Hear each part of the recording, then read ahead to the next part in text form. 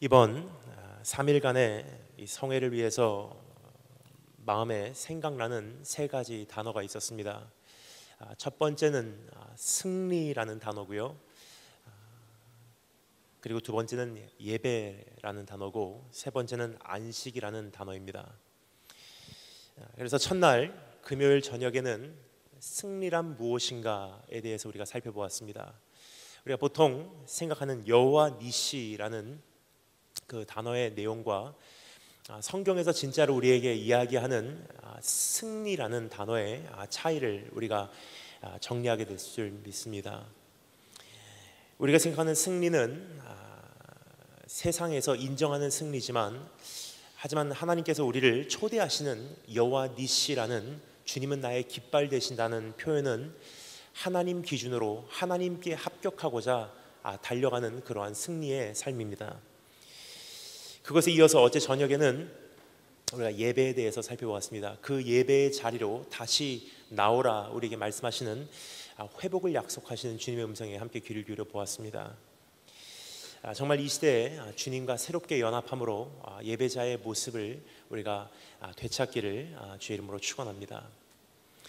그리고 오늘 세 번째, 오늘 마지막 시간에 어떤 말씀이 가장 적합할까 많이 고민하던 가운데 하나님께서 그 어떤 것이 아니라 안식에 대한 말씀을 우리에게 전해주시는 것 같습니다. 왜냐하면 지금 우리가 승리라는 단어도 우리가 다시 한번 수정할 필요도 있었고요, 그리고 예배가 무엇인가를 우리 다시 한번 우리 안에 새롭게 정리할 필요가 있지만, 또 한 가지 우리 안에서 회복되지 않으면 안 되는 부분은 안식이기 때문입니다. 이사야서 30장 15절 말씀에서는 우리에게 이렇게 초대하고 있습니다. 주 여호와 이스라엘의 거룩하신 이가 이같이 말씀하시되 너희가 돌이켜 조용히 있어야 구원을 얻을 것이요 잠잠하고 신뢰하여야 힘을 얻을 것이거늘 너희가 그것을 원하지 아니하고. 여러분, 이번에 세월호 사건을 통해서 우리가 볼 수 있었던 것은요, 대한민국 사회에 다시 한번 정리되지 않으면 안 되는 것은 참된 성공은 무엇인가, 참된 승리는 무엇인가. 두 번째로 우리가 다시 한번 예배자로서 회복돼서 이 땅과 나의 가정과 나의 교회와 내 삶을 새롭게 하는 것이고요, 세 번째는 지금 우리가 살펴보고자 하는 이 안식입니다. 너무나 분주한 가운데, 너무나 급성장하는 가운데 우리가 참된 능력을 상실하지 않았나 생각이 됩니다. 여러분, 참된 능력이라는 것은 내 자신을 희생시키고 정말 이 세상을 변화시킬 수 있는 그 능력, 죄와 하나님의 말씀 앞에서 죄를 거절하고 하나님의 말씀을 선택할 수 있는 능력. 여러분, 너무나 분주한 가운데, 너무나 정신없이 모든 것이 진행되는 가운데, 너무나 급성장하는 가운데 세상이 알려주는 그 승리라는 명복하에서 너무나 우리가 정신없이 달려오는 가운데 참된 능력을 상실해 오지 않았나 생각을 합니다. 그래서 오늘 하나님께서 우리에게 다시 한번 안식하라고 말씀하신 주님의 음성을 우리 한번 이 말씀을 통해서 들어보도록 하겠습니다.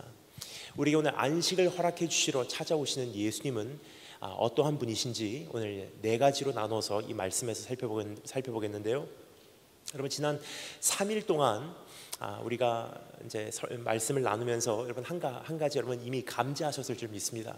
제가 설교하는 그 방식이요, bulletin board라고 하는 그 어떠한 테크닉이에요. 뭐냐면요, 말씀이 시작하기 전에 다음과 같은 네 가지를 살펴보겠습니다 하고 네 가지를 붐붐붐붐 말씀을 드리고 한 가지씩 이렇게 구체적으로 살펴나가는 그러한 설교학의 테크닉이 있습니다. 사실 저는 테크닉은 별로 중요하지 않다고 생각합니다.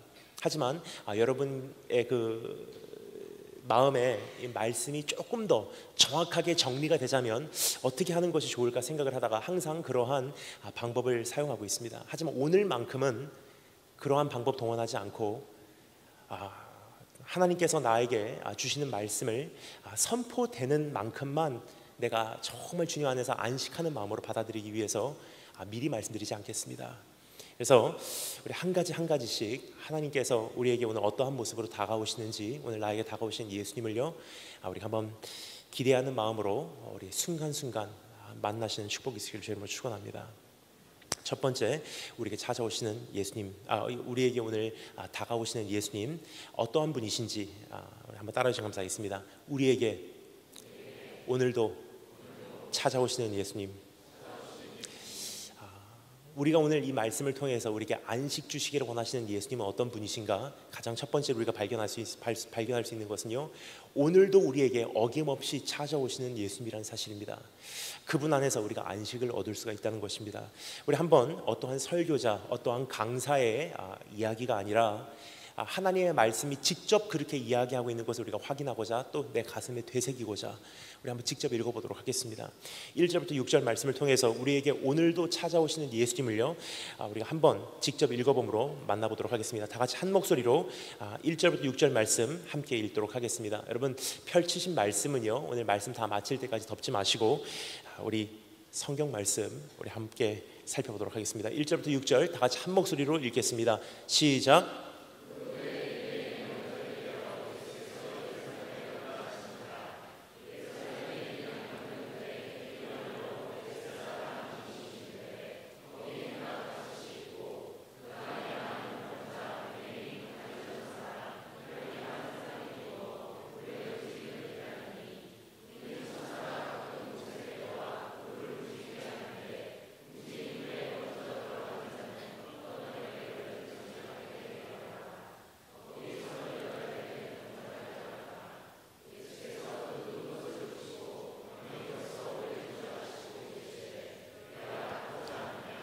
아멘. 예수님께서 어떻게 우리에게 찾아오시는지 다음과 같은 세 가지로 이 본문 말씀을 통해서 먼저 정리해 보도록 하겠습니다. 오늘 우리에게 안식을 주시는 예수님은요, 첫 번째로 우리에게 오늘도 찾아오시는 주님이신데요, 어떻게 찾아오시냐 한번 따라 감사하겠습니다. 실제로 찾아오시는 예수님. 오늘 나에게 찾아오시는 그분은요, 어떤 맹목적으로 찾아오시는 분이 아니라, 어떤 이상적으로 찾아오시는 분이 아니라 실질적으로 나의 삶 속에 찾아오시는 분이라는 사실입니다. 여러분, 이 베데스다라는 그러한 장소에서 오늘 이 말씀의 사건이 펼쳐지는 것을 우리가 볼 수가 있습니다. 이 베데스다의 위치에 대해서 성경은 명확하게 이렇게 기록하고 있습니다. 예루살렘 그 성읍에 문이 여러 개가 예루살렘 성읍을 이렇게 둘러싸고 있는데요, 그 중에 양문이라는 문이 있습니다. 그 램스 게이트, 그 양문이라는 문이 있는데요, 그 양문 곁에 위치한 베데스다라는 연못이 있었다고 성경 기록하고 있습니다. 거기서 일어난 사건을 오늘 여기서 기록하고 있는 내용을 우리가 접하고 있습니다.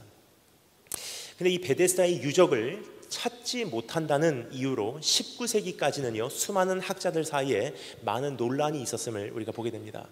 역사학자들이 결론을 내리기로는 베데스다의 어떠한 유적도 발견하지 못하였으므로 분명히 예수님의 시대에는 그러한 연못은 존재하지 않았을 것이라고 그들은 단정지었습니다. 따라서 요한복음의 저자는 나중에 존재한 인물로서 여기에 기록된 모든 기록은 지어낸 것이 틀림이 없다고 그들은 판정하였습니다. 근데 수많은 시간이 흐르고요, 19세기 말기에 들어가서 예루살렘 양문 곁에 위치한 비잔틴 시대에 세워진 어느 교회의 지하를 발굴하던 가운데 베데스다 연못에 그 유적이 발견이 되었어요. 그 유적을 발견한 결과 깜짝 놀라운 것은요, 성경에 기록된 이 다섯 개의 행각이 그대로 남아 있다는 것입니다. 아마도 이것은 AD 70년도에 로마의 침략으로 예루살렘이 파괴되었을 때 함께 무너져 내렸지만 후에 동로마 제국이 기독교 국가로 이렇게 개종을 하면서 베데스다 연못을 기념하고자 그 유적지 위에 세워진 교회라고 그렇게 추적하고 있습니다. 발굴해 본 결과 그 베데스다의 유적은요 성경에 나와 있는 그대로 남아 있고요, 그렇게 베데스다 연못이 실질적으로 존재했던 연못이라는 것이 증명됨으로 인해 하루아침에 이 말씀, 우리가 지금 다루고 있는 이 말씀은요 어떠한 사람이 지어낸 말씀이 아니라 실질적으로 2000년 전에 일어났던 사건이라는 것을 우리에게 증명하고 있습니다. 여기까지 말씀드리면요, 어떤 분들이 이렇게 생각하십니다. 오늘 여기서 기록된 이 말씀이, 성경 말씀이 진짜고 가짜고 무슨 상관입니까? 그냥 믿으면 되는 거지. 근데 여러분, 이것은 사실 세상 종교 같으면요 그 말이 통합니다. 불교에서도 그 말이 통하고요, 이슬람에서도 그 말이 통해요. 왜 그렇습니까? 도를 행하는 종교이기 때문에. 석가모니가 진짜건 가짜건 별로 상관이 없는 것이 불교예요. 왜 그렇습니까? 그 진리를 잘 따르면 구원을 받는다고 약속하는 것이 불교의 교리고 이슬람의 교리고 세상 종교의 교리이기 때문입니다.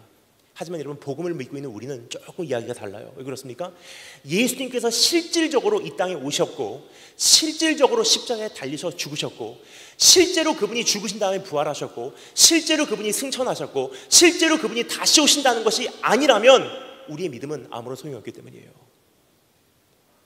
즉, 우리가 믿고 있는 믿음은요, 예수님께서 대신 내가 아무리 노력해도 도저히 살아낼 수 없는 인생을 대신 살아내신 분이 계신다는 것을 증명하는 것이고, 내가 도저히 그러한 삶을 살아낼 수가 없기 때문에 내가 결국은 죽지 않으면 안 되는 그 죽음을 대신 죽어주신 그분을 믿는다는 것이 우리의 복음이에요.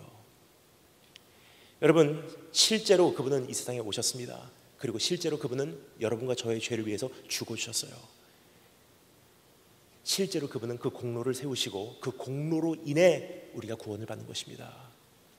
그럼 실제로 나에게 오늘 찾아오시는 예수님을 내가 오늘 믿는다는 것은요, 그 안에서 안식할 수 있는 또 하나의 통로를 우리에게 제공해주는 그런 기회가 아닌가 생각이 됩니다. 뭐냐? 나의 노력으로 살아내는 것이 아니라, 내가 어떠한 도를 따라서 구원받는 것이 아니라, 내가 어떠한 의로운 행위로 구원받는 것이 아니라, 실질적으로 이 땅에 오셔서 나 대신 살아주시고 죽어주신 역사적인 인물을 통해서 내가 의롭다 하심을 받은 그러한 역사가 바로 복음이 우리에게 주시는 구원의 내용이기 때문입니다.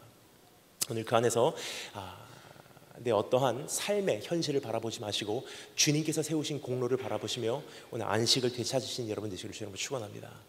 두 번째, 우리에게 오늘도 찾아오시는 예수님은 어떻게 찾아오시냐? 따라주시면 감사하겠습니다. 현장에 찾아오시는 예수님. 처음에는 실제로 찾아오시는 예수님이시고요, 두 번째는 현장에 찾아오시는 예수님이세요. 여러분, 오늘 여기서 보면요, 깜짝 놀랄 수밖에 없는 것이 한 가지 있습니다. 잘 모르고 그냥 우리가 지나칠 수 있는 내용인데요, 여러분, 그 베데스다라는 곳은요, 병자들이 모여 있는 곳이었습니다. 유대인들의 사회에서는요, 이러한 장소는 부정한 장소였었어요. 그래서 여러분, 유대인들은요, 죽은 시체 옆에도 가까이 가지 않았습니다. 왜냐? 그 죽은 시체의 부정함이 나에게까지 전염이 되기 때문에. 문둥병자들, 그들의 부정함이 나에게까지 전염이 되기 때문에 문둥병자들조차를 가까이 하지 않았다는 사실이에요. 그럼 수많은 병자들이, 수많은 그 부정한 자들이 모여 있는 것이 베데스다 연못이에요. 그 어떠한 종교인들도요, 그곳에는 갈 생각을 하지 않았다는 것입니다. 그 놀라운 것은요, 그 당시 젊은 유대인 청년이었던 예수 그리스도라는 그분께서는요, 가장 먼저 찾으신 곳이 베데스다 연못이었다는 사실이에요. 그것은 우리의 관심은 화려하고 세련되고 깨끗한 것을 찾고 있지만 우리 주님의 관심은 어디인가를 우리에게 단면에 보여주는 그러한 말씀이 아닌가 생각이 됩니다. 오늘도 우리 주님의 관심은요, 병들고 외롭고 냄새나고 힘든 자리에 있다는 사실이에요. 여러분, 오늘 만약에 그러한 현장에 내가 있다면요, 하나님께서 정말 나 가장 가까운 곳에 있다고 여러분 확신하는 것이 가장 정확하다고 생각을 합니다. 여러분, 저는 최근에 굉장히 하나님의 뜨거운 손길을 몸소 피부로 경험을 한 적이 있습니다. 어떻게 생각해보면 지난 일이기 때문에 우스운 얘기지만 그 당시는 굉장히 심각했었어요. 제가 약 한 달 반 전에 유럽의 여정으로 약 4주간 유럽으로 가게 되었습니다. 굉장히 긴 여정이죠. 근데 파리에서 일주일을 지내고 나머지 3주는 독일에서 지내는 그런 일정이었어요. 첫 번째 파리에서 모든 일정을 마치고요, 일주일 동안의 일정을 다 마치고 아직도 3주씩이나 남은 여정을 위해서 이제 아침에 파리 동역에서 거기서 이제 기차를 타고요, 7시 6분에 출발하는 떼제베 그 고속 열차로 프랑크푸르트 독일로 이동할 준비를 하고 있었습니다. 7시 6분 출발인데요, 7시 1분에 제가 탑승을 했어요. 제가 가방을 들고 제 가방을 끌고 기차에 탑승을 해서요, 그 가방을 제 자리에다가 내려놓고 큰 짐 가방을 위에다 올려놓고 밑을 보니까 제 가방이 없어져 버린 거예요. 여러분, 제 가방이 저에게는 어떠한 그 존재인지는 여러분 좀 상상이 안 가실 것입니다. 여러분, 저는요 10년 한국, 10년 일본, 10년 미국, 그리고 10년 동안의 미국 생활을 마치고 8년 전에 선교지로 파송되면서 처음에 중국 북경에다가 집을 갖고 있었어요. 거기를 제 발판으로 삼아서 처음에 모든 사역을 시작을 했습니다. 근데 약 3년 전에, 약 3년 후에 중국 북경에서 집을 빼면서 그때부터는 온 세계가 저의 사역지로 지금 이렇게 이동하는 사역을 하고 있습니다. 그러니까 저에게는 엄밀히 말씀드리자면 집이 없습니다. 저에게는 사무실도 없습니다. 제가 있는 곳이 집이고요, 제 가방이 있는 곳이 제 사무실이에요. 제 가방 안에 무엇이 들었는지 제 가방 내용을 조금 공개하도록 하겠습니다. 좀 가볍게 갖고 다니기 위해서 그 Mac Air 노트북 들었고요, 아이패드 들었고요, 핸드폰 2개 갖고 다녀요. 하나는 한국 전용 핸드폰이고요, 아이폰입니다. 제가 이 말씀을 드리는 것은 아이폰이 정말 좋더라고요. 제가 이 말씀을 왜 드리는지 나중에 조금 더 설명드리도록 하겠습니다. 그리고 월드폰, 그것은 안드로이드예요. 왜냐, 세계 어디 가든지 심카드만 바꾸면 금방 사용 가능하기 때문에. 그리고 제 가방 안에는요, 온 세계 30개국에서 쓸 수 있는 심카드가 30여 개가 들어있어요. 현금 들어있고요, 그리고 헌금이 들어있어요. 왜냐, 온 세계를 다니면서 제가 다 모아놓은 그 헌금을 가지고 각 처에 정말 힘든 선교사님들, 현지 사역자들을 주님께서 감동을 주시면 정말 이 사람이 하나님 앞에서 이 물질을 바로 쓸 것 같다고 생각을 하면 제가 헌금을 해요. 그 외에 약 30개국 40여 개국에 그 나라의 화폐가 들어있습니다. 밤중에 공항을 도착했을 때 환전소도 없을 때가 참 많이 있기 때문이에요. 그러면 약 이틀 동안은 환전을 하지 않고도 호텔 체크인하고 식량을 공급받고 또 이제 심카드를 구입해서 통화에 문제가 없을 정도로 이렇게 제 자신을 지켜낼 수 있는 그 정도 비용은 항상 현금으로 갖고 다닙니다. 그 외에도 인터넷 그 에그 라우터부터 시작해서요, 그 성경책, 그리고 하드 드라이브, 지난 8년 동안의 모든 설교 내용이에요. 지금 다 말씀드릴 수 없는 수많은 자료가요, 그 가방 안에 다 담겨져 있었어요. 하루아침에 날아간 거예요. 여권, 지갑, 신분증마저 다 날아가 버렸어요. 굉장히 그때는 제가 당황이 되더라고요. 어떻게 할까 가만히 서 있는데요, 순간적으로 저에게 드는 생각은 기차를 일단 내려야 되겠다 생각을 했어요. 일단은 큰 짐, 남은 짐을 가지고 옷가방만 들고 내린 거예요. 그러니까 기차가 문을 닫더라고요. 여러분, 그럴 때 여러분 어떻게 생각하시겠습니까? 이제 하나님께서 왜 나에게 이러한 재앙을 내리실까? 참 희한하게도요, 그 순간 제 머리에 드는 생각은 무엇이냐면요, 하나님의 손길이 정말 제 삶 속에 엄밀히 다가오셨다고 느끼게 되었어요. 왜냐면요, 다 가져가신다는 것은요, 이건 사람이 아니더라고요. 진짜 옷가방 하나 남겨놓고 다 가져가셨어요. 아직도 3주간의 유럽의 여정이 남아있는데도 설교 한 편 남기지 않고요, 다 가져가셨어요. 옷가방만 들고 서 있습니다, 역 한가운데. 그러니까 너무 감사해요. 왜냐, 하나님의 손길이 저를 찾아오셨다고 생각을 하니까요, 말할 수 없는 평안이 있어요. 뭐냐면요, 하나님께서 주시는 시험은 우리가 감당할 수 있는 시험밖에 주시지 않고요, 내가 도저히 감당할 수 없을 때는요, 피할 길도 허락해 주신대요. 거기서 즉각적으로 드는 생각은 무엇이냐면요, 뭐를 하나님께서 거두어 가셨을까를 생각하기보다도 즉각적으로 드는 생각은 무엇을 남겨주셨을까 하는 생각이 들더라고요.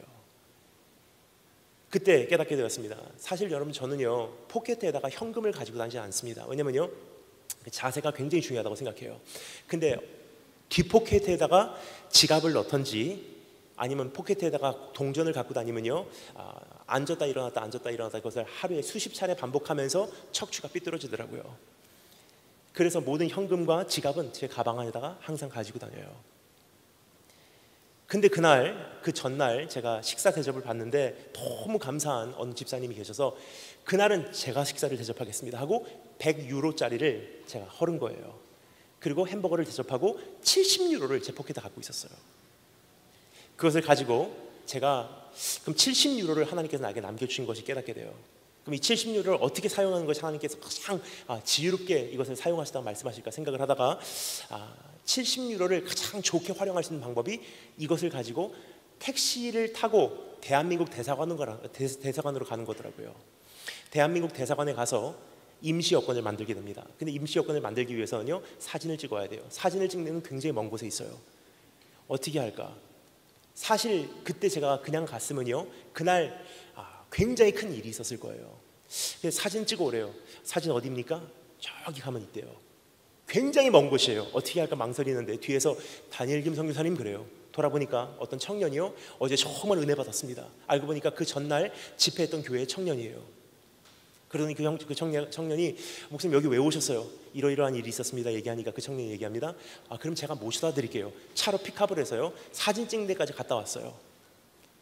갔다 와서 여권을 발급받았습니다. 그리고 한국에서 영사 콜센터에 전화해서 한국에서 리얼타임으로 실시간으로 500유로를 보내면요, 인스턴트리 그냥 거기 현지에서 픽업할 수 있는 그런 시스템이 있어요. 비상시에만 허용이 됩니다. 그래서 500유로를 가지고요, 제가 전화기 대여를 해달라고 부탁을 했어요. 근데 정말 저를 도와주신 분이 최선을 다해서 알아보시더니 죄송하지만 안 된대요. 근데 저는 이제 유럽에서 많은 분들에게 연락할 수 있는 방법이 없는 거예요. 근데 갑자기 다니엘 김 선교사님 돌아보니까 어떤 분께서 집사님이신데 어제 정말 은혜 받았습니다 하시더니 이야기를 듣고 계셨던 거예요. 뒤에서 제 핸드폰 가져가세요. 500유로 핸드폰 여권 가지고 역전으로 돌아갔어요. 아침에 날려버린 그 티켓을 가지고 역에 갔습니다. 설명을 하니까 막차가 떠나더라고요. 만약에 제가 그날 사진을 걸어서 찍으러 갔다 오면요, 그날 못 탔어요. 막차를 타는데요, 돈 한 푼도 안 받고 그냥 새로운 티켓을 끊어주더라고요. 그것을 가지고 이제 너무 아침부터 배고파갖고 저녁에 그 막차를 타면서 샌드위치를 하나 사고 탔어요. 그리고 기차를 타고 가만히 보니까 놀라운 것은요, 딱 70유로예요. 기차를 타고서 프랑크푸르트 역에 도착을 했습니다.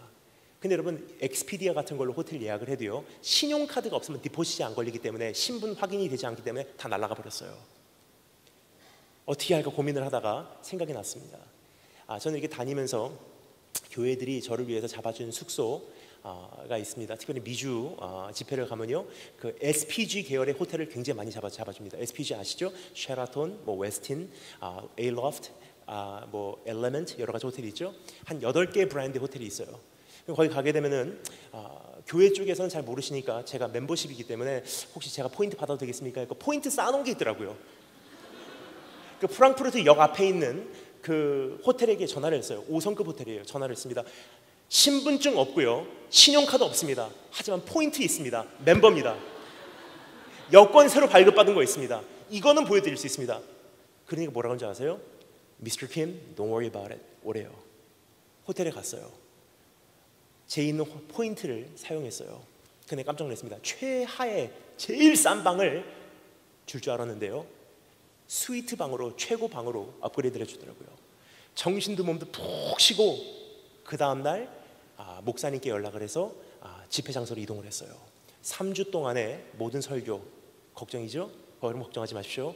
머리 안에 다 들어있었어요.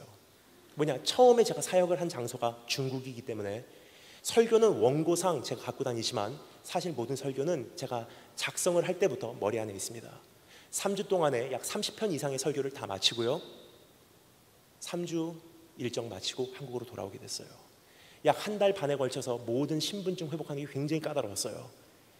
근데 여러분, 저는 이 말씀을 왜 드리냐, 구체적으로 한 걸음 한 걸음, 종목 종목 하나님께서 꽉 붙들고 계시더라고요. 그래서 저는요, 약 한 달 반, 2달 전으로 돌아가서 또다시 그 기차에 타서 도둑을 맞게 되면요, 이제는 알아요, 도둑 어떻게 안 맞는지. 여러분, 빨이 1초란 말이죠. 진짜 1초입니다. 여러분 생각하는 그 가방을 지니고 있어서가 아니에요.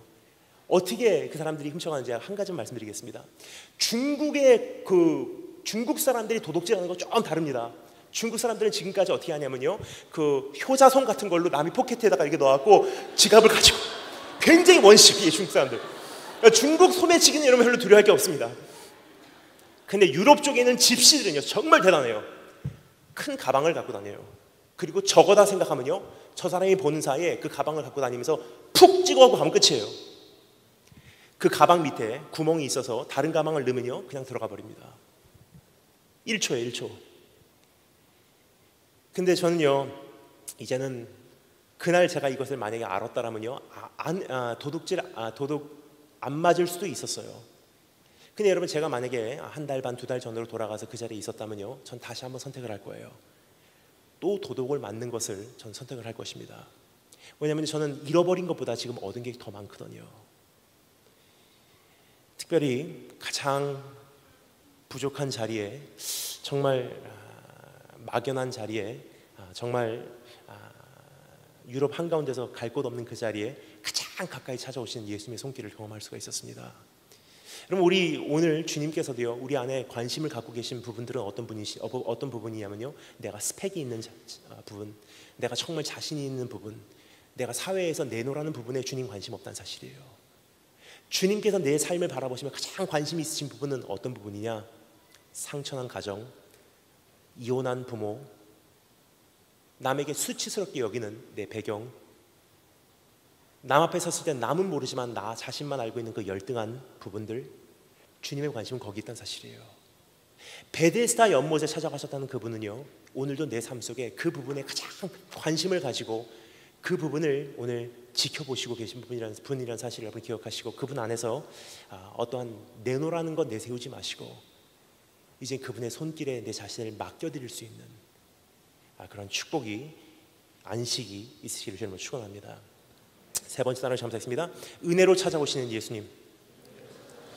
셋째로 우리에게 찾아오시는 예수님은요, 실질적으로, 그리고 어떻게 해요? 현장에, 그리고 세 번째는 은혜로 찾아오신 예수님이래요. 그것은 그분께서 우리를 찾으신다는 뜻입니다. 우리가 주님을 찾아서가 아니라 주님께서 우리를 찾으셔서 우리가 여기까지 왔다는 뜻이에요. 우리가 주님을 사랑하는 것이 아니라 그분께서 먼저 우리를 사랑하셨기에 내가 주님을 사랑할 수 있게 되었다는 뜻입니다. 여러분, 그 베데스다 연못에 주저앉아 있었던 그 병자가요, 예수님을 먼저 찾았습니까? 예수님을 먼저 알아보았습니까? 아니에요. 그 병자가 있는 곳에 병자가 알아보든 알아보지 못하든 찾아간 사람이 누구죠? 예수님이세요. 근데 여러분, 예수님은요, 오늘도 변함이 없습니다. 로마서 3장 10절부터 12절에서 뭐라고 말하죠? 의인은 없나니 하나도 없고 깨닫는 자도 없고 하나님을 찾는 자도 없고 모든 사람이 죄를 범하였음에 아무리 노력해도 하나님의 영광에는 이르지 못하더니, 그러나 오늘도 나를 찾아오시는 예수님 때문에 그래도 그나마 그 은혜를 깨닫고 나니 주님을 사랑하게 된다는 사실입니다. 여러분, 그것을 성경에서 뭐라고 말하고 있습니까? 요한복음 6장 44절, 나를 보내신 아버지께서 이끌지 아니하면 아무라도 내게 올 수 없으니 오는 그를 내가 마지막 날까지 다시 살리리라.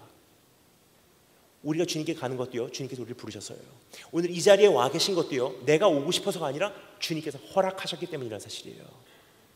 사도행전 16장 14절, 두아디라 성에 자주색 옷을 파는 장사를 하는, 하나님을 공경하는 루디아라 하는 한 여자가 그 말씀을 들었는데 주께서 그 마음을 열어 바울의 말을 청종하게 하신지라. 우리가 하나님의 말씀을 듣고요, 자극되고 거기에 은혜를 받는 것도 하나님께서 우리의 마음을 여시기 때문이래요. 요한일서 4장 19절, 우리가 사랑함은 그가 먼저 우리를 사랑하셨습니다. 이사야서 65장 24절, 그들이 부르기 전에 내가 응답하였고 그들이 말을 마치기 전에 내가 들을 것이며. 여러분, 이 정도 하나님이십니다. 오늘 우리의 예배가 대단해서 우리가 오늘 여기서 하나님께 의롭다 여김을 받은 것이 아니란 사실이에요. 오늘 우리가 교회를 가야지 생각하기 전에도 하나님께서 그 생각을 일으키시고 나를 이곳으로 인도하시고 이곳에 앉게 하시며 그 말씀을 받아들이게 하시고 하나님 다시 한번 바로 살아볼게요 라는 그 고백마저 하나님께서 완성시킨다는 사실입니다. 여러분, 그러면요, 우리 한 가지 반응이 있어요. 이젠 그분 안에서 안심하시기 바랍니다. 여러분, 나의 연약함 하나님의 은혜에 비교해서는요 정말 아무것도 아니고요, 나의 죄악 하나님의 은혜에 비교해서는 이건 아무것도 아니라는 사실이에요. 우리 주의 사랑 안에서 오늘 안식하시는 축복이 있으리를 주님으로 축원합니다. 두 번째, 따라해 주시겠습니다. 궁극적인 해결책이신 예수님. 오늘도 찾아오시는 예수님뿐만이 아니라 궁극적인 해결책으로 나에게 오시는 예수님을요 직접 한번 만나보도록 하겠습니다. 7절부터 9절 말씀 한 목소리로 읽겠습니다. 지금 읽으신 본문 말씀 7절부터 9절 말씀 다 같이 한 목소리로 우리가 읽겠습니다. 시작.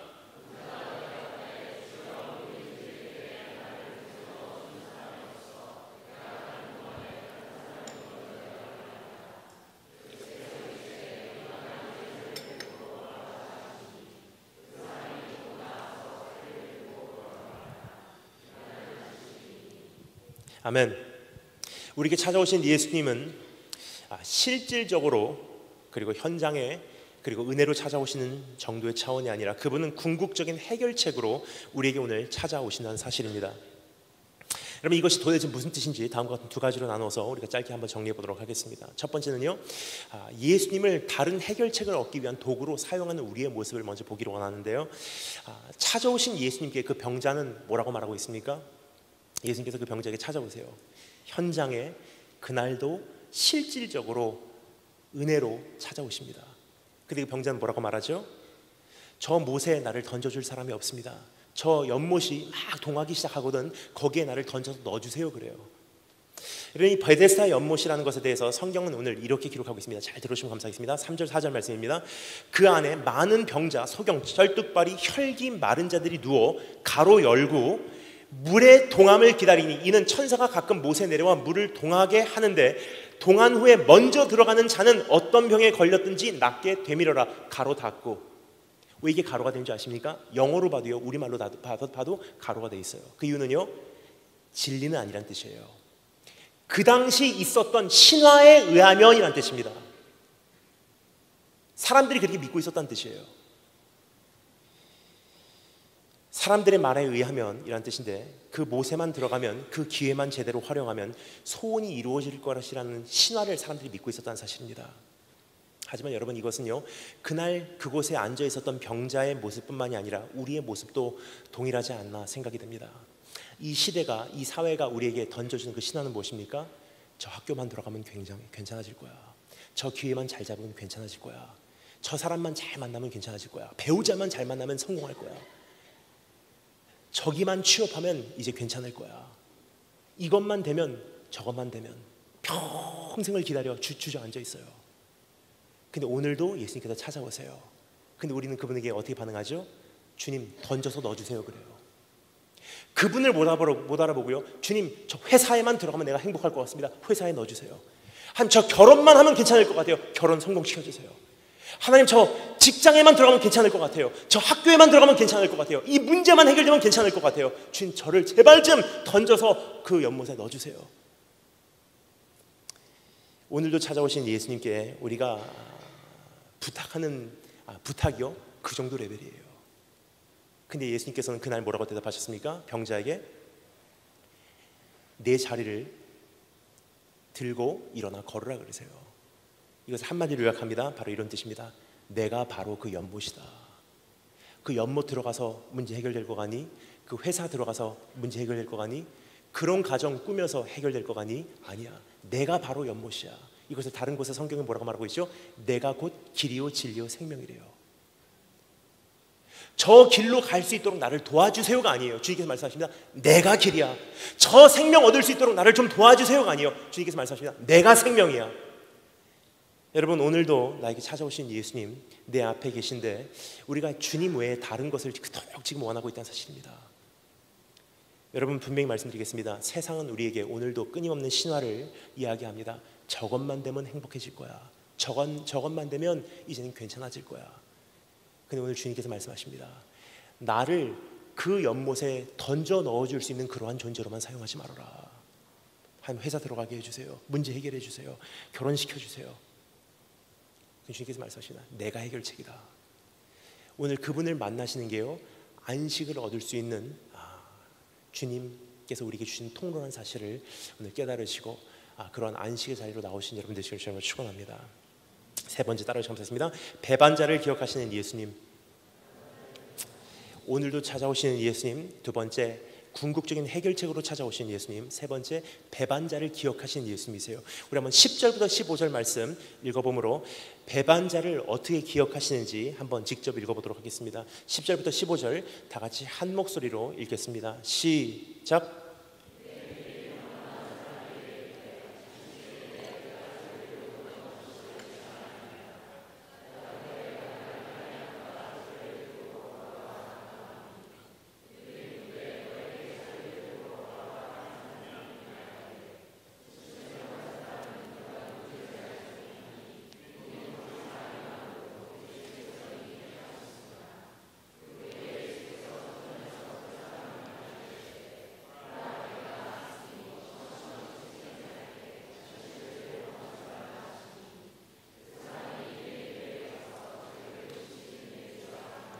아멘. 참 재미난 장면이 여기 소개되어지고 있습니다. 유대인들의 안식일 율법 가운데 안식일에는 절대로 노동을 해서는 안 되기에 무언가를 이렇게 들어서 운반하는 것이 허용되지 않았다는 것입니다. 하지만 이렇게 엄격하게 진행되는 그 율법을요, 여기서 오늘 소개되어지고 있는 이 안진뱅이는 어긴 셈이 되었다는 것입니다. 그래서 그는 그 사람들에게 책망을 받기 시작해요. 사람들이 그를 고소하기 시작한 것입니다. 지금이라면 유대인들은 지금도 굉장히 엄격하게 그 안식일을 지키고요, 그 절기들을 지키고 있죠. 여러분 이스라엘 많이 다니시는데요, 꼭 한번 꼭 가셔야 되는 절기가 있습니다. 제가 권해드리고 싶은 절기는요, 무교절 때 꼭 한번 가보시면 좋겠고요, 6월절 끼고서 한번 가보시면 좋겠고요, 그리고 대속죄일 때 한번 여러분 꼭 가시면 좋을 것 같아요. 흔히들 많이 갈 때 가시면요, 그냥 성지 순례밖에 못 하십니다. 근데 무교절 때 가시면요, 진짜 그 누룩을 제거한다는 것이 무엇인지 이거 피부로 느끼실 수 있어요. 저는 무교절 때 제가 이방인인지라 굉장히 그 햄버거가 땡기더라고요.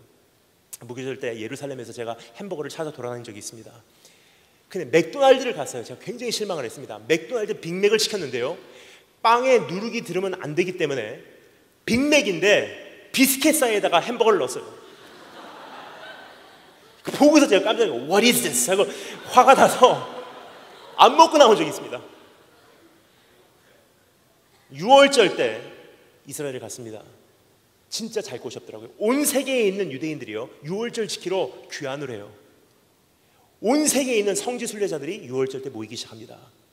6월절 때 이스라엘 가면요, 방이 없습니다. 방이 4배, 5배 가격이 뛰기 시작해요. 예루살렘 한가운데서요, 그렇게 비싼 방도 하나도 남지 않았어요. 정말로 마구간을 찾고 있었습니다. 제가 마구간에서 자야 되는 게 아닌가. 대속죄일 꼭 가보시기 바랍니다. 대속죄일 때는요, 6월절 정도의 차원이 아니에요. TV 방송국도요, 방송을 하지 않습니다. 모든 교통 시스템 셧다운이에요. 길거리에 걸어 다니잖아요. 유대인들이 집에서 돌을 던져요. 집에 들어가라고. 지금까지도요, 수천 년이 지난 지금까지도 이렇게까지 엄격하게 이것을 준행하고 있는 유대인들이에요. 하물며 그 당시는 어떻겠습니까? 절대로 안식일에는 들어서 안 되는 몇 가지가 있어요. 근데 이 사람이 이것을 들고 운반을 하기 시작합니다. 사람들이 그를 심각하게 고소를 하기 시작합니다. 근데 그 안진뱅이의 나음을 입은 그 병자의 반응은 무엇입니까? 내가 아니라 다른 사람이 시켰어예요. 저 사람이 나보고 들어서 이것을 가지고 가라고 했습니다. 내가 아닙니다라는 거예요. 여러분, 근데 그것은요, 그 병자의 반응뿐만이 아니라 오늘 우리의 반응도 똑같은 사실이에요. 응답받을 때는 좋아요. 근데 조금 부작용이 있으면요, 하나님 왜 그러셨습니까? 하나님 왜 나에게 이렇게 하셨습니까? 하나님 나를 버리시지 않는다고 말씀하시지 않습니까? 하나님 한번 계시면 나타나 주세요. 하나님 왜 침묵하십니까? 여러분, 참 하나님의 뜻은 헤아릴 수가 없다고 생각합니다. 여러분, 저를 보면요, 어떻게 생각하십니까? 좀 헤비메탈 좋아하고 아니면 무슨 락앤롤 같은 거 좋아한다고 생각하시는 분들 계시지만, 제가 정말 좋아하는 제 정서에 이렇게 바탕에 깔려 있는 좋아하는 노래, 그 음악 두 가지 장르가 있습니다.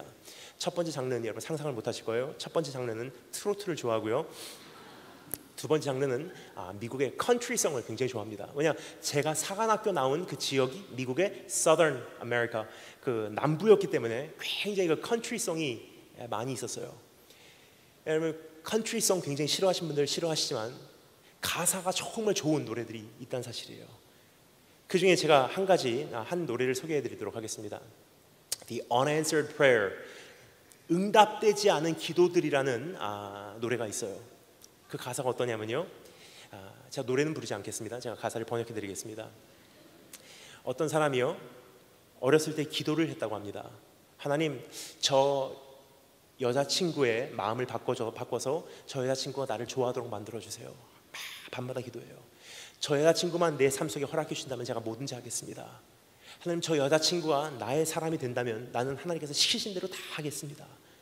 얼마나 밤새도록 많이 기도했는지. 근데 하나님께서 응답하시지 않았대요. 수많은 시간이 지나고 고등학교 동창회 때 이제 나이가 많이 들어서 아내하고 그 학교를 간 거예요. 오랜만에 온 내 고향, 오랜만에 찾아간 그 고등학교에서 사랑하는 아내와 함께 길을 걸어가는데 저기 멀리서부터 보이는 그 모습은 누구의 모습이냐? 자기가 한때 그토록 기도했던 그 여자친구의 모습이 보이는 거예요. 그 순간 그 여자를 보고 자기 아내를 보고 여자를 보고 아내를 보면서 고백을 합니다. God's greatest gift is unanswered prayer. 하나님께서 우리에게 주시는 가장 좋은 선물 중에 하나는요, 기도를 거절하시는 거예요. 만약에 그 여자친구 만났으면요, 그 아내 못 만났겠죠? 우린 굉장히 그 원망은 잘해요. 하나님 왜 기도 응답 안 하셨습니까? 왜 하나님 침묵하셨습니까? 왜 하나님 그때 나를 버리셨습니까? 하나님 왜 그때 어디 계셨습니까? 근데 여러분, 하나님께서는요, 어제나 오늘도 내일도 변하시지 않는다는 것은요, 기도를 한 그것을 때로는 거절하신다는 사실이에요. 한번 생각해 보십시오. 여러분, 너무 힘들어요. 하나님 제발 좀 죽여주세요 하는데 하나님께서 응답. 그럼 어떻게 하실래요? 하나님께서 우리의 기도를 응답 안 하시는 것이 얼마나 감사한지 모르겠어요. 근데 놀라운 것은요, 오늘 여기서 스토리는 끝나지 않습니다. 얼마 후 예수님께서 다시 그 병자, 나음을 받은 그 사람을 찾아오신다는 사실이에요. 참 굉장히 친밀하신 예수님이세요. 그 사람이 내가 아니에요, 저 사람이 시켰어요. 그 사람이 누군지 모르겠어요 했는데 예수님께서 나중에 그 사람을 다시 찾아가세요. 그리고 그 사람에게 말합니다. 더 심한 일이 있지 않도록 이젠 죄를 짓지 말아라. 나중에 그 사람이 알게 돼요. 그 사람이 예수인 것을. 그럼 여러분 어떻게 하겠습니까? 주님 감사합니다. 너무 감사합니다. 주님의 은혜를 잊지 않겠습니다. 해야지. 당연하죠. 이 사람의 반응은 무엇입니까? 다시 종교인들에게 돌아가요. 그리고 뭐라고 말합니까? 이름 알아냈어요. 예수래요. 예수. 굉장히 비겁한 사람이에요. 자기 자신을 지키기 위해서라면요, 응답받은 자기 자신을 고쳐주신 예수 그리스도마저 고발할 수 있는 그러한 존재라는 사실이에요. 그래서 성경 기록하지 않습니다. 주님께서 너 그럴 수가 있냐 하고 그 병든 자, 그 고침을 받은 모습을 다시 거두어 가시고 다시 병을 허락해 주셨다. 성경 기록하지 않아요. 왜 그렇습니까? 여러분, 성경을 보잖아요. 하나님께서 역사하시고 하나님께서 통해서 일하신 사람들을 보면요, 사실상 이러한 병자와 같이 굉장히 비겁한 사람들이었고 대단한 사람들이 아니었어요. 예를 들까요? 우리 다 살펴볼 수는 없지만 몇 명의 예를 들도록 하겠습니다. 아브라함, 대단한 사람 같죠? 하지만 여러분 기억하십니까? 하나님께서 주신 약속을 믿지 못하고 끝까지 기다리지 못해서 역사의 비극을 일으킨 장본인이에요. 이삭, 대단한 것 같죠? 아니에요.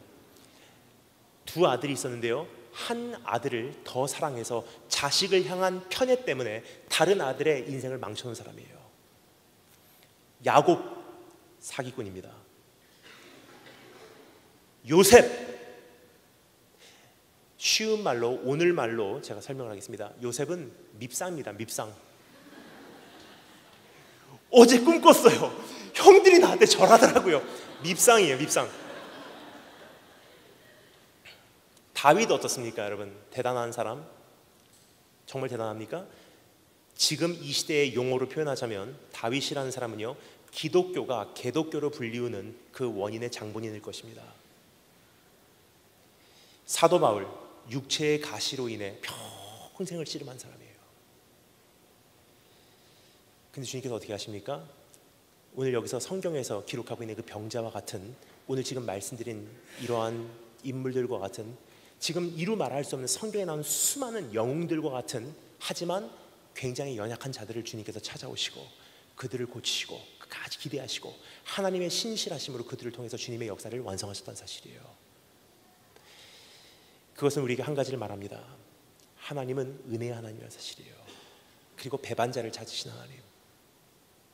여러분, 그렇다면요, 오늘 내 모습이 하나님 앞에서 별로 그렇게 중요하지 않다는 사실이에요. 사도 바울 예만 들어도요, 하나님께서 어디에 관심을 가지고 계신가를 우리가 조금 알 수 있어요. 여러분, 하나님의 정말 주된 관심이 어디 있을까요? 완전한 거룩한 생활을 완성하고 하나님 관계 없이 사는 삶을 하나님께서 원하실까요? 아니면 죄인인데도 불구하고 가슴을 치면서 하나님 저를 용서해 주세요, 매일매일 다시 한번 하나님 앞에 매달릴 수밖에 없는 삶을 하나님께서 원하실까요? 어느 쪽일까요? 사도 바울이요, 육체의 가시를 놓고서 3번 기도했대요. 근데 우리는 그 육체의 가시에 대해서 이렇게 생각합니다. 사도 바울이 눈병이 있었겠구나, 혹은 간질병이 있었겠구나. 여러분 정말로 사도 바울이요 지금 이 시대에 살고 있다면요 아마 이렇게 얘기할 거예요. 나 눈병 억울하다, 나 간질병 억울하다. 제 생각에는 사도 바울이 정말로 여기서 말하고 있는 육체의 가시라는 것은요 눈병도 아니고 간질병도 아니었었어요. 있었어도 이상하지는 않습니다. 하지만 육체의 가시라는 것은요 적어도 그런 뜻은 아니었어요. 왜 그러냐, 성경에 보면요 육체라는 단어를 표현하기 위해서 두 가지 가능성이 있는 그 헬라어 단어가 있어요. 하나는 소마라는 단어하고요, 하나는 sarx라는 단어예요. 소마라는 것은 뭐냐면요 육신을 말합니다. 손, 발, 머리, 귀, 입, 코, 소마, 육신이에요. 그리고 sarx라는 단어는요 우리의 원죄가 스며들어 있는 혈육을 말해요. 육체. 그리고 육체에 정욕할 때는 sarx라는 단어를 사용합니다. 펄펄 끓고 있는 이 정욕, 그것이 sarx라는 단어예요. 사도 바울이요 내 육체의 가시를 위해서 3번 기도했다고 말하죠. 하나님이 눈병 좀 거두어가 주세요, 눈병 좀 거두어가 주세요. 이게 소마라는 단어를 사용했다면요 가능할 거예요. 근데 사도 바울이 무슨 단어 사용했는 줄 아십니까? 소마라는 단어를 사용하지 않습니다. sarx의 육체의 정욕을 위한 가시를 놓고 3번 기도했대요. 그럼 사도 바울이 겪고 있었던 문제는요 어떠한 육신적인 문제가 아니었다는 사실입니다.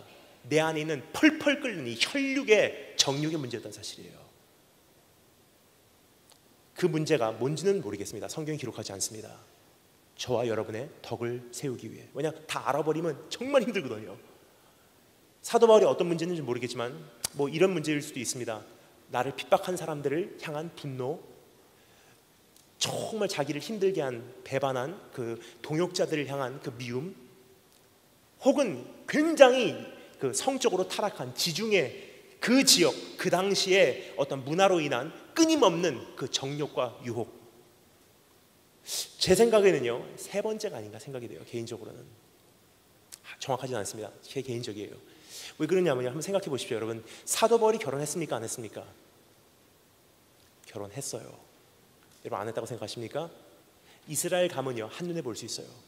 유대인 중에 유대인이고 바리새인 중에 바리새인이고 랍비 중에 랍비가 되기 위해서는요 13살 때 결혼시켜버립니다. 목사 안수 줄 때 결혼하라고 권면하죠. 유대인들 더 엄격합니다. 왜냐, 생육하고 번식하는 것이 이 다윗 왕국을 완성시키기 위한 소명이기 때문에 한 사람의 유대인이 진짜 유대인으로 인정받기 위해서는요 결혼을 하지 않으면 안 된다는 목적, 그 사명이 있었어요. 그럼 사도 바울은요 아마 13살 때 결혼을 해도 이상하지 않은 존재예요. 근데 그 나이가 돼서 사도 바울이 되었을 때는요 결혼을 안 했다는 것은요 아마도 일찍 아내가 죽었을 것이 분명합니다. 그러니까 여러분 사도 바울이 이렇게 말하죠. 결혼 그거 별거 아니다. 하지만 정말로 네가 그 정욕으로 인해서 쓰러질 것 같으면 결혼해라. 여러분 이것이 결혼한 사람의 말입니까? 결혼 안 해본 사람의 말입니까? 만약에 결혼을 한 번도 해보지 않은 다니엘 김 선교사가요 여러분에게 여러분 그 결혼 별거 없습니다, 그냥 결혼하지 마십시오, 너나 해보고 얘기해라 라고 얘기했죠.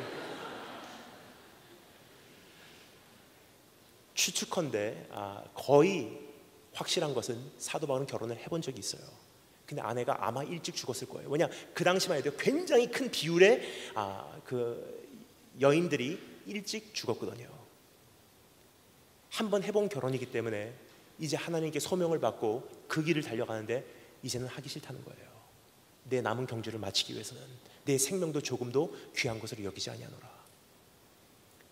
근데 그 홀로 된 그 몸이요 지중해 성적으로 완전히 타락한 그 지역을 계속 이동하면서 얼마나 힘들었을까 한번 생각을 해보십시오.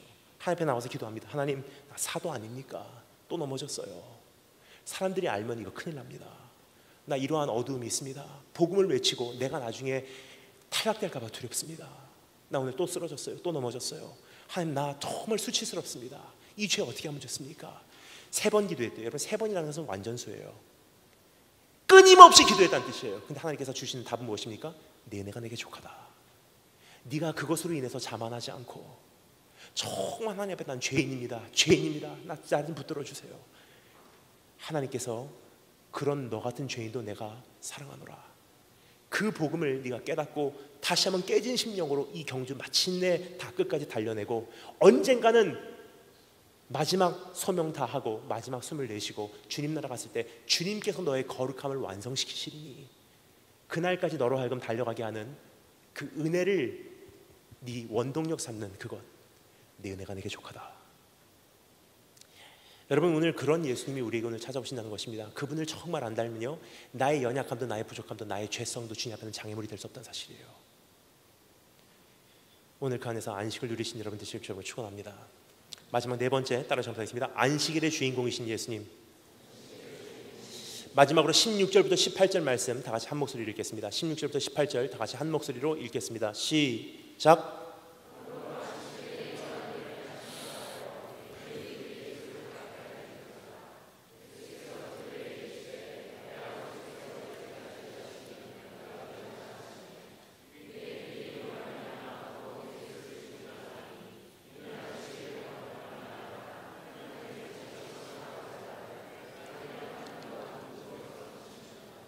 아멘. 첫 번째는 오늘도 찾아오시는 예수님.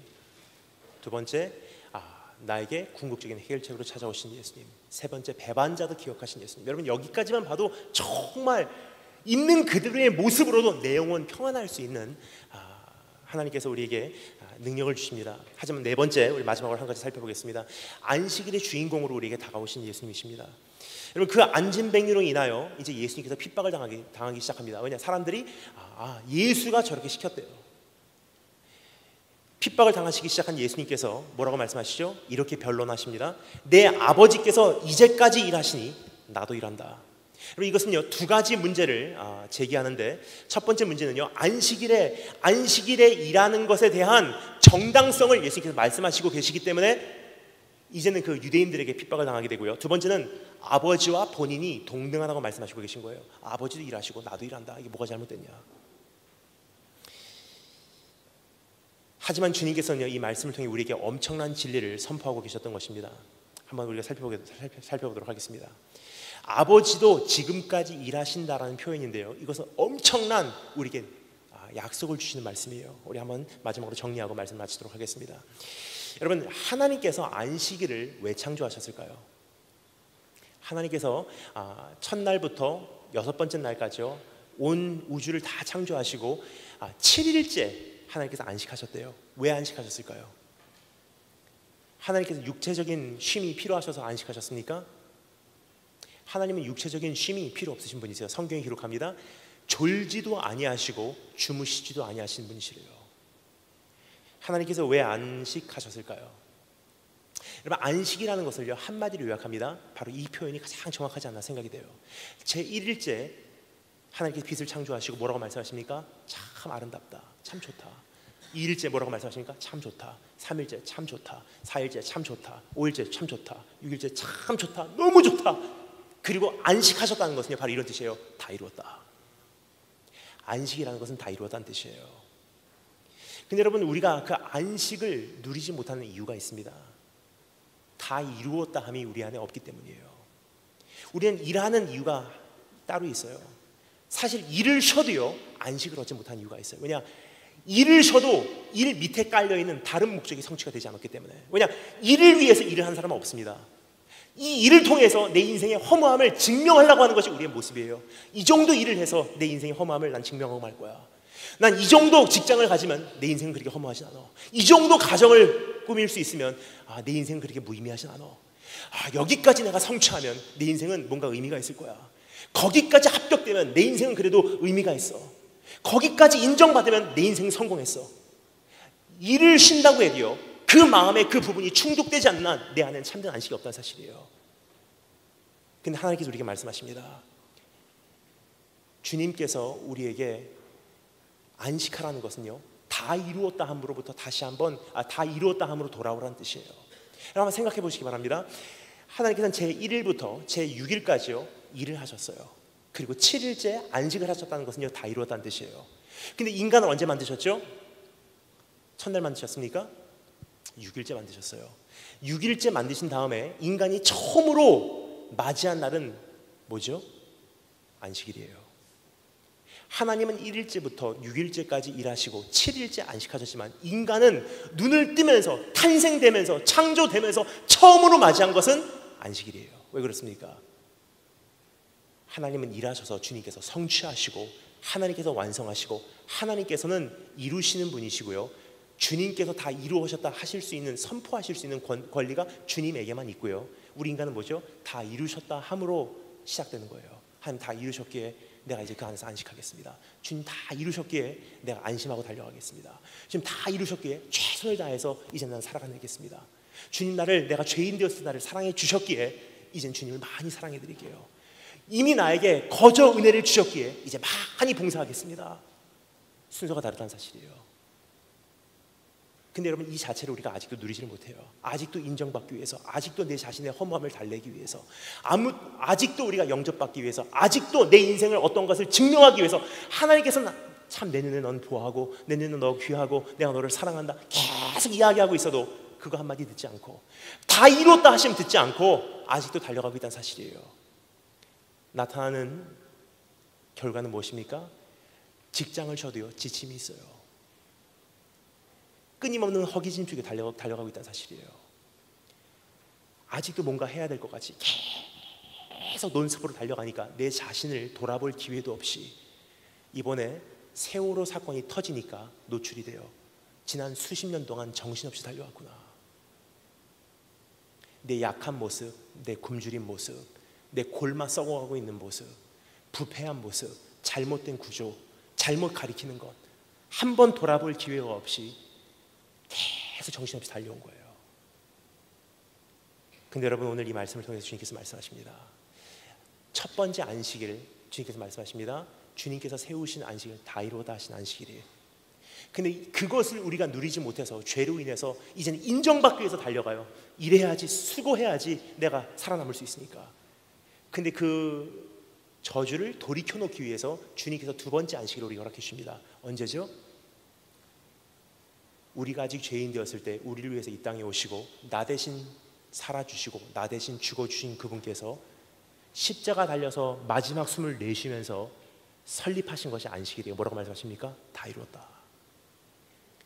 그분 안에서는요 모든 죄 해결됐습니다. 그분 안에서는요 이미 인정받은 자예요. 그분 안에서는요 이미 사랑받은 자입니다. 더 이상 인정받기 위해서 달려가지 마시고요, 더 이상 영접받기 위해서 달려가지 마시기 바랍니다. 거기서부터 시작되는 것이 안식의 삶이요, 하나님께서 우리에게 주시는 새 능력일 줄 믿습니다. 다 같이 머리 숙여주시고 우리 찬양팀 올라오시면 감사하겠습니다. 하늘의 문을 여서서 우리 찬양을 하겠는데요, 우리 찬양을 하기 전에 이러한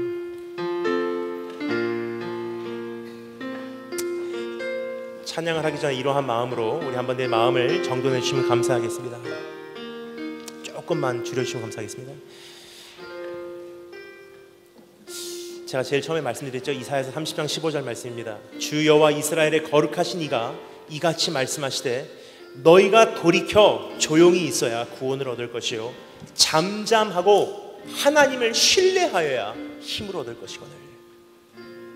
너희가 원하지 아니하고. 여러분, 주님께서 이것을 신약에 오셔서 우리 주님께서는 이렇게 말씀하십니다. 수고하고 무거운 짐진 자들아 다 내게로 오라. 내가 다 이루었다. 여러분, 참 우리의 삶 속에 깊은 정서적인 그 뒷면에는요 쉼이 없어요 지금. 그러니까 쉬고 있어도 사실 쉬는 게 아니더라고요. 직장을 안 가도 쉬지를 못해요. 새 힘을 얻을 수가 없다는 사실이에요. 구원을 얻을 수가 없습니다. 안식에 들어갈 수가 없어요. 근데 여러분, 오늘 하나님께서 우리에게 기회를 주십니다. 그래서 우리가 이 찬양을 부를 때 이러한 결단의 찬양을 불렀으면 좋겠습니다. 하나님, 하늘의 문을 여시고 우리를 주목하시고 다시 한번 하나님 앞에서 무너진 기초 다시 쌓려고 하는 우리들의 모습 귀하게 여기시고, 잘못 구성이 된 세상에서 성공한다는 것이 무엇인가라는 그 정리 내 안에서 재건하시고, 정말로 하나님 앞에서 예배자로 온전히 세워주시며, 그리고 이제는 나머지 한평생 이제 달려가며 이젠 주님 안에서 안식하는 자로, 인정받기 위해서 달려가는 것이 아니라 인정받았기에 달려가고 수고하였기에 먹을 수 있는 것이 아니라 주님께서 이미 다 허락해 주시기에 이제는 푹 안식하며 수고할 수 있는 자리에 내가 서게 해주시길 소망합니다. 우리 다 같이 그러한 마음으로